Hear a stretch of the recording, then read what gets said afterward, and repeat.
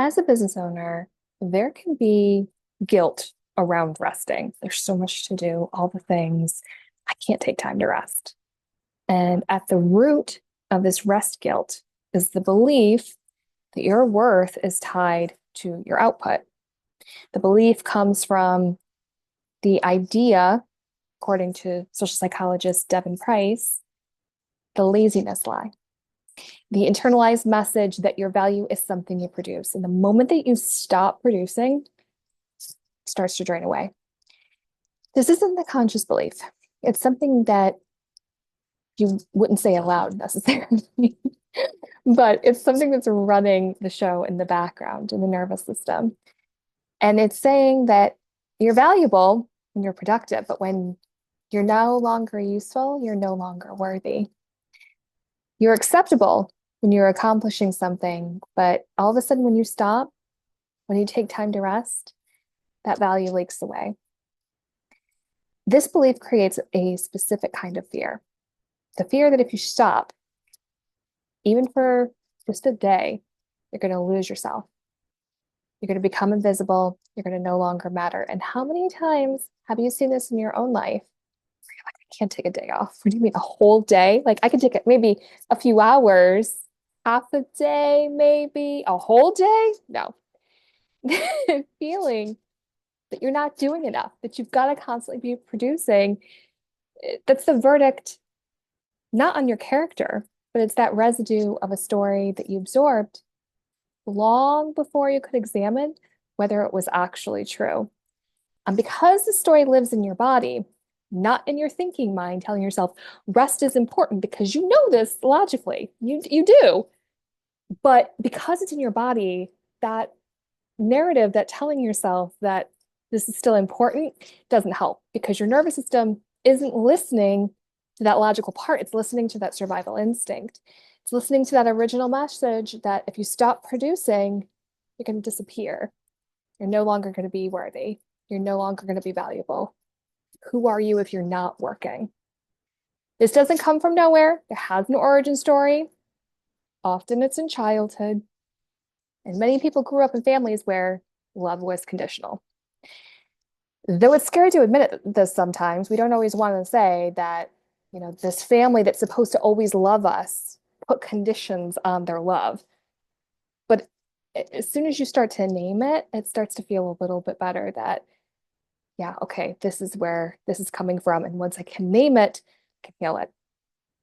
So when you came, if you came from this story, because if you're still listening to this video, then this might be your story. That if you came from a family that had love that was conditional, praise came only when you were good enough based on how you were behaving and what you were doing, whatever that looked like in your house. The warmth in the room shifted when you weren't able to uphold those standards, though. If you weren't doing what was expected of you, behaviorally, action-wise, everything changed. You learned, I'm loved when I do what's expected. But when I rest, when I stop that, there's a withdrawal. That silent message saying that I'm being lazy. Some people grew up in families they were never enough money. There was never enough emotional resources, never enough stability, again, resource wise or emotion wise. And your nervous system learned that staying productive is how you survive. And if you stop that, those resources disappear. If you rest, something bad's going to happen. And you learn that productivity equals safety. Stop moving and you cease to matter. Rest guilt isn't about guilt. It's about danger. When you learned early that your worth was contingent on output, your nervous system learned that stillness is a threat. And when you sit down to rest, your body doesn't relax. It stays alert, running that low-level threat response. I mean, how many times have you felt this of, okay, I'm resting, but you're not fully resting because there's that nagging of I got this to do, I got this to do, and you're having that to-do list in the back of your mind. You may be sitting, but there's all the things that you're still working on and not fully letting go because your nervous system cannot tell the difference between a physical threat and an emotional threat. And to your body, the threat of being invisible, of losing your worth, feels as dangerous as a predator. So when you try to rest, your nervous system activates and your body responds with the same cortisol spike it learned to produce when your safety depended on staying vigilant and productive, constantly scanning the room for your safety, constantly scanning the room for, okay, am I meeting the standards for that love of my family? The anxiety you feel when you sit down to rest, that's not laziness that's showing up. That's not, oh, I shouldn't be doing this because of all the other things.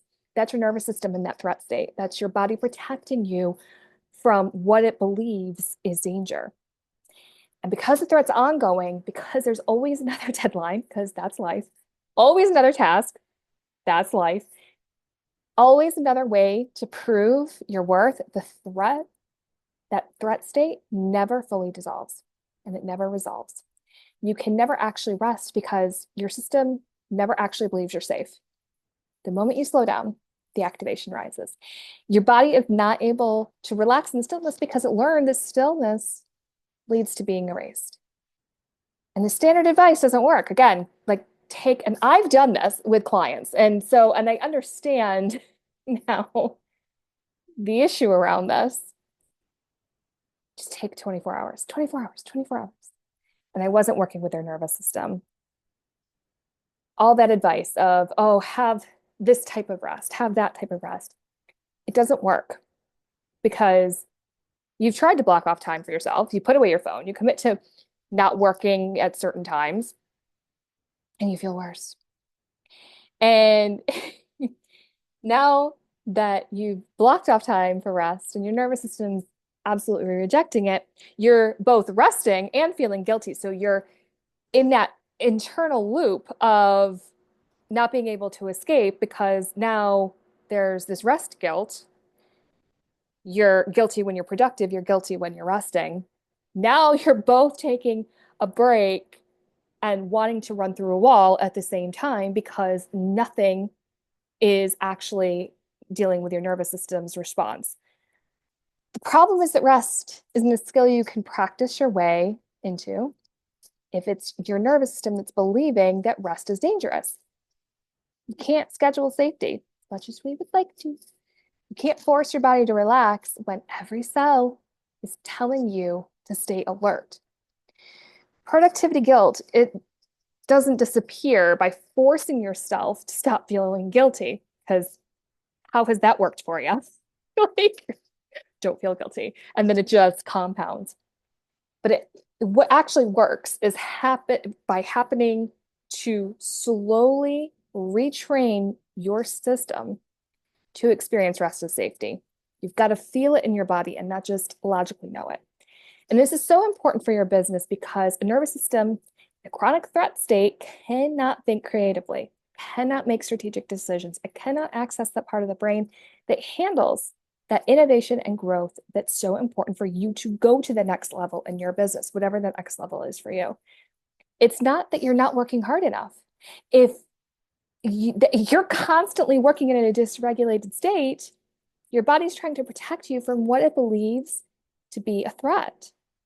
Creativity disappears, your energy becomes flat, your capacity shrinks, and you end up producing even less than if you were trying to work more. If you were working 60, 80 hours a week. And the guilt tells you the problem is that you're not pushing yourself hard enough. If you just did more, if you could just go to working 20 hours a day, whatever. But that's not how it works. You push yourself harder, you work more, you rest less, and the burnout deepens. And it's this whole cycle of rest guilt, no rest, dysregulation, decreased capacity, guilt that you're not doing enough, pushing harder, worse dysregulation, and then total burnout.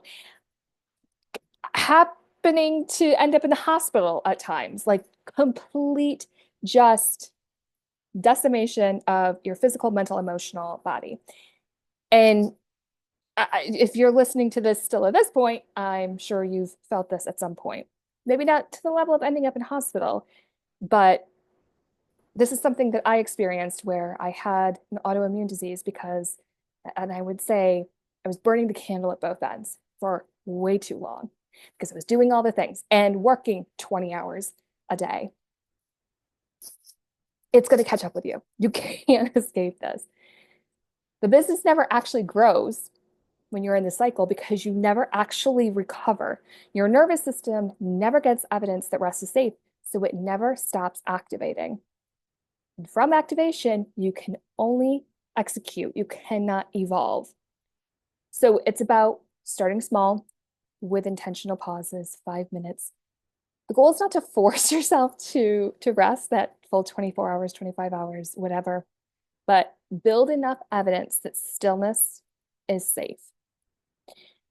So I talk a lot about nervous system work in my previous videos.